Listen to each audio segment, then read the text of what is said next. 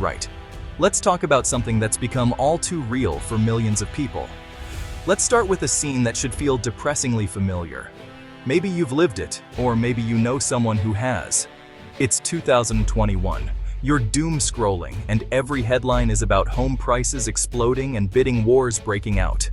The news is relentless, and the anxiety is real. People are offering $100,000 over asking, waiving inspections, desperate for a house that's barely standing. The competition is fierce, and the stakes feel impossibly high. The dream of homeownership?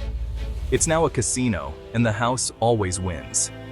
Every offer feels like a risky bet, and the odds are stacked against you. Between early 2020 and mid-2022, the median home price in America shot up 40%. That's not a typo. It's a jaw-dropping reality that left many stunned. Your down payment? Suddenly, it's pocket change. What once felt like enough now barely makes a dent. It felt like the finish line kept moving further away, while the rich toasted on their yachts. For most, the dream slipped further out of reach. Meanwhile, inflation hit everything: cars, eggs, gas. Life got pricier, fast. Every trip to the store was a reminder that your money didn't go as far as it used to. The 1-2 punch, daily essentials soared, and the dream of owning a home blasted off into another galaxy. It was overwhelming, and hope felt distant. How did we get here? Not bad luck, not a fluke. It was a series of deliberate decisions by people you'll never meet. Choices made behind closed doors, far from your reality. And the most infuriating part? They claimed it was all to help you. But for many, it only made things harder, leaving you to wonder who the system is really designed to serve. Let's clear up two terms: inflation and asset appreciation. Inflation means your money buys less. Groceries, gas, rent, all up, but your paycheck isn't. Asset appreciation? That's when stocks, real estate, and art go up in value, making the rich richer. You don't need stocks to survive, but you do need food and shelter. During the pandemic, policies supercharged asset prices, but also sent everyday costs soaring. So, while landlords and investors celebrated, renters and workers got hammered by inflation. It's two economies, one for asset owners, one for everyone else. Imagine a magic mist that makes the fit even stronger, while everyone else just coughs. That's what happened. Stimulus made the rich richer and left the rest with higher bills. The financial help was a steroid shot for the wealthy and a toxic fog for everyone else. Where did all this weirdness start? The Federal Reserve, the Fed, has the power to create money out of thin air. In 2020, the Fed didn't just print money. It unleashed a $4.5 trillion tsunami into the financial system. To put that in perspective, spending $1 million a day, it'd take you 12,500 years to spend $4.5 trillion. The Fed didn't print bills, they just added zeros to bank accounts, a process called quantitative easing. In plain English, the Fed created digital money and bought government bonds and mortgage-backed securities from big banks. Banks got piles of fresh cash, and risky IOUs became the Fed's problem. The idea? Keep the system afloat and encourage lending. But here's the real question: where did all that money go? Did it help regular people? Spoiler, it went to the top. It always does. The Fed's trillions didn't land in your bank account. Instead, they went to big banks, who then went shopping. Stocks, real estate, you name it. The stock market soared, executives got richer, and investment firms snapped up homes to rent out. Mortgages got cheaper, but the money didn't build new homes or help small businesses. It just chased existing assets, driving prices up. More money, same number of houses. So prices exploded. Homeowners and investors got richer on paper. But half of Americans don't own stocks. And a third rent, so they got only the downside higher rents, gas and groceries. The asset boom was a party for the rich.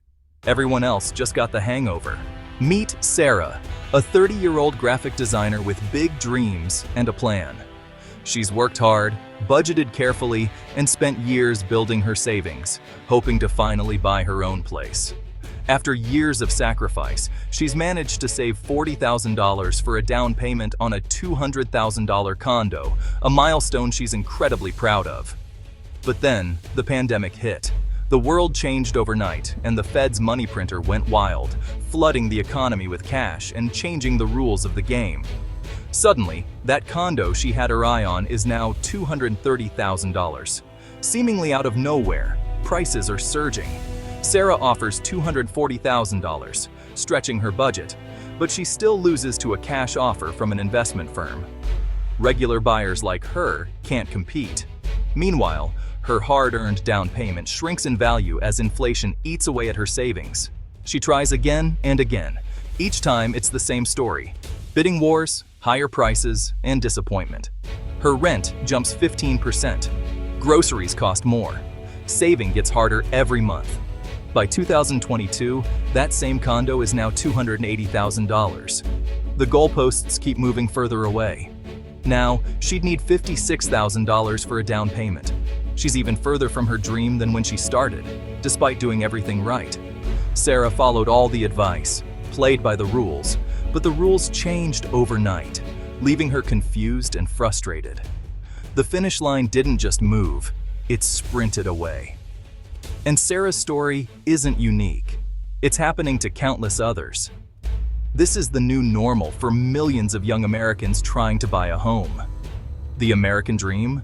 Outbid by Wall Street, priced out by policy, and left wondering if homeownership is even possible anymore. She played by the rules, but the game was rigged from the start. The Fed and Wall Street were playing chess with trillions, while everyone else was stuck playing checkers, barely keeping up. And the board was never fair. For Sarah and millions like her, the game feels impossible to win. Sarah's struggle wasn't personal failure, it was systemic. The Fed's policies split American asset owners versus everyone else. From 2020 to 2021, household wealth jumped $32 trillion, but the top 1% took 36% of it. The top 10% got over 70% of the gains. Why? They own the assets. The bottom 50%, over 165 million people, got just 2.5%. Crumbs. Worse, they face the full brunt of inflation, higher prices, stagnant wages. Real paychecks shrank as costs soared. The wealthy popped champagne. Everyone else lost ground. This wasn't an accident. It was the predictable result of policies that inflated asset prices and left the rest behind. The wealth gap? Now wider than ever. Who runs the Fed? Not just government officials. Private banks own and operate the regional Fed banks. The same banks the Fed is supposed to regulate are its shareholders. The president of the New York Fed? Usually a Wall Street insider. It's like letting foxes guard the henhouse and design the locks. The Fed's supposed to balance stable prices and jobs, but it's deeply tied to banking interests. When crisis hits, guess whose interests get priority? The banks and asset owners. The Fed's trillions bailed out Wall Street, not Main Street. Inflation hurting regular people? That's just collateral damage. The decision makers and the beneficiaries? Same club, same worldview. It's a closed loop of power and profit. Ordinary people? Left out in the cold. Inflation is the hidden tax nobody voted for. When the government prints money, your savings lose value. $10,000 in 2021? By 2023, it buys what $8,500 used to. That's $1,500 gone, without you spending a dime. Who gets hurt? Savers, retirees, low-wage workers, anyone not invested in assets. The wealthy don't mind. Their stocks and real estate soared. For them, inflation was offset by asset gains. For everyone else, it was a direct hit. Inflation quietly transfers wealth upward, from savers to asset owners, from the public to the government. It's a regressive tax that punishes prudence and rewards speculation. And the people in charge pretend it's just the economy. Here's the hard truth. What we're living through isn't a system that failed or fell apart. The system didn't break. It worked exactly as it was designed to work, following rules set long ago. The events of 2020 to 2022 weren't some random accident or unpredictable disaster. They simply accelerated a pattern that's been building for decades, exposing the cracks that were always there. This system is built to protect the wealthy and the banks, ensuring their interests are always prioritized, no matter the cost to everyone else. For ordinary people, it's a different story. Everyone else is treated as an afterthought, left to deal with the fallout.